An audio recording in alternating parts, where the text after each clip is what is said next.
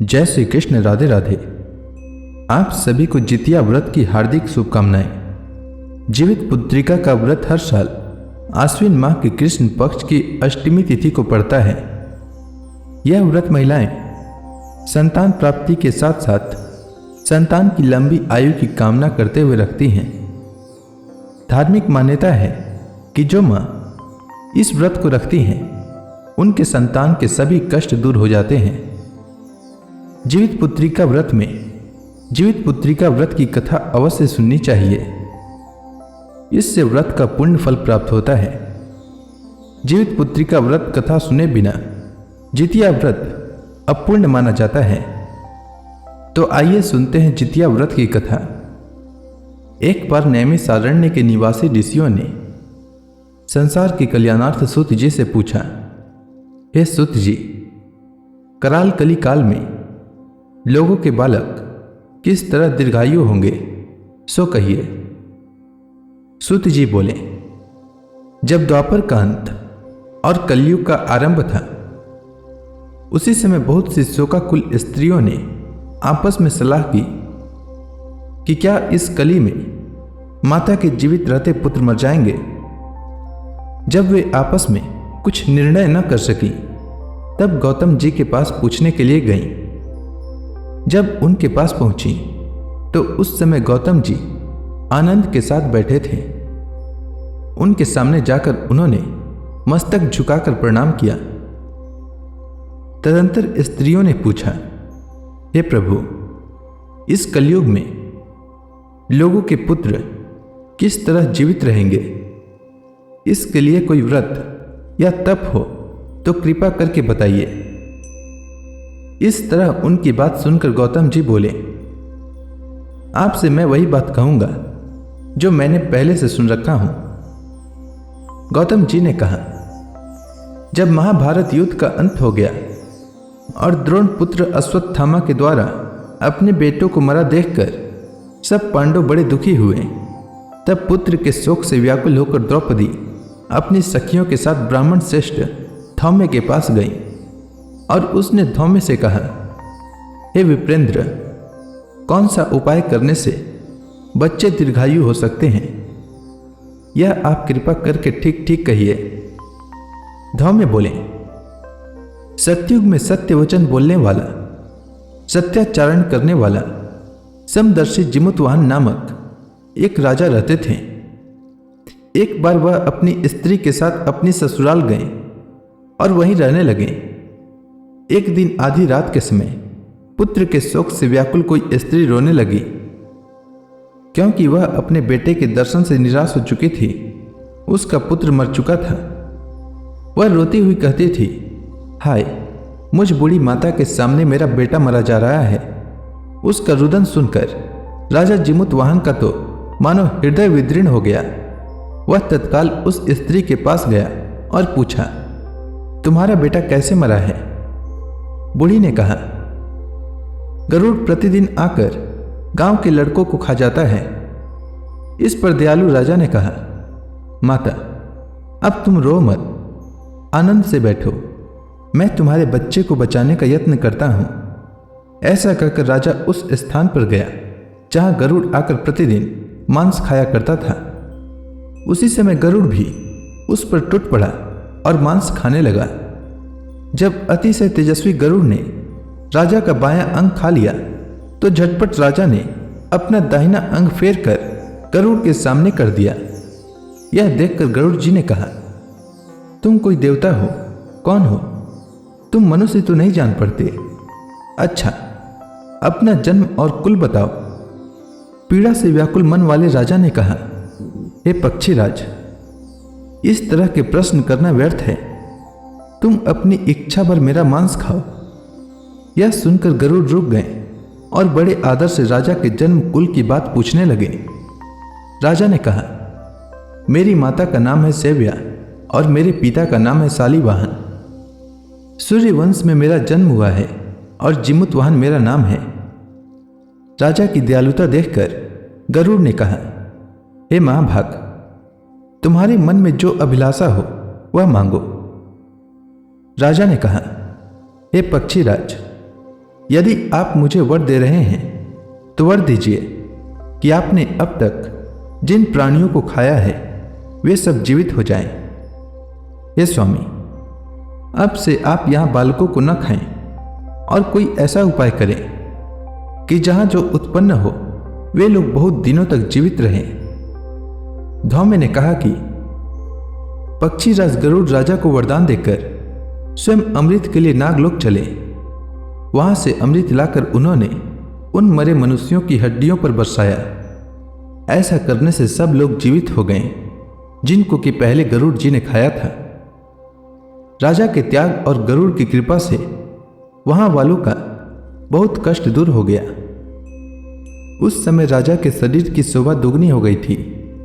राजा की दयालुता देखकर गरुड़ ने फिर कहा, मैं संसार के कल्याणार्थ एक और वर दूंगा। आज आश्विन कृष्ण सप्तमी से रहित शुभ अष्टमी तिथि है। आज ही तुमने यहाँ की प्रजा को जीवन दान दिया है। हे वत्स, अब से यह दिन ब्रह्म भाव हो गया है। जो मूर्ति भेद से विविध नामों से विख्यात है वही त्रिलोक्य से पूजित दुर्गा अमृत प्राप्त करने के अर्थ में जीवित पुत्रिका कहलाई है। सो इस तिथि को जो स्त्रियां उस जीवित पुत्रिका की और कुश की आकृति बनाकर तुम्हारी पूजा करेंगी तो दिनों दिन उनका सौभाग्य बढ़ेगा और वंश की भी बढ़ती होती रहेगी। हे महाभाग, इस विषय में विचार करने की भी आवश्यकता नहीं है। हे राजन, सप्तमी से रहित और उद्या तिथि की अष्टमी को व्रत करे, यानी सप्तमी विद अष्टमी जिस दिन हो उस दिन व्रत न कर शुद्ध अष्टमी को व्रत करे और नवमी में पारण करे। यदि इस पर ध्यान न दिया गया तो फल नष्ट हो जाएगा और सौभाग्य तो अवश्य नष्ट हो ही जाएगा। जिमुत वाहन को इस तरह वरदान देकर गरुड़ वैकुंठ धाम को चले गए और राजा भी अपनी पत्नी के साथ अपने नगर को वापस चले आए। धौम्य द्रौपदी से कहते हैं, हे देवी, मैंने यह अतिशय दुर्लभ व्रत तुमको बताया है। इस व्रत को करने से बच्चे दीर्घायु होते हैं। हे देवी, तुम भी पूर्वोक्त विधि से यह व्रत और दुर्गा जी का पूजन करो तो तुम्हें अभिलषित फल प्राप्त होगा। मुनिराज धौम्य की बात सुनकर द्रौपदी के हृदय में एक प्रकार का कौतूहल उत्पन्न हुआ और पूर्वासिनी स्त्रियों को बुलाकर उनके साथ यह उत्तम व्रत किया। गौतम ने कहा, यह व्रत और इसके प्रभाव को किसी एक चिल्ली ने सुन लिया और अपनी सखी सियारिन को बतलाया। इसके बाद पीपल वृक्ष की शाखा पर बैठकर उस चिल्ली ने और उसी वृक्ष के खोते में बैठकर सियारिन ने भी व्रत किया। फिर वही चिल्ली किसी उत्तम ब्राह्मण के मुंह से यह कथा सुनाई और पीपल के खोते में बैठी हुई अपनी सखी को सुनाया। सियारिन ने आधी कथा सुनी थी कि उसे भूख लग गई और वह उसी समय शव से भरे हुए शमशान में पहुंची। वहां उसने इच्छा भर मांस का भोजन किया और चिल्ली बिना कुछ खाए पिए रह गई और सवेरा हो गया।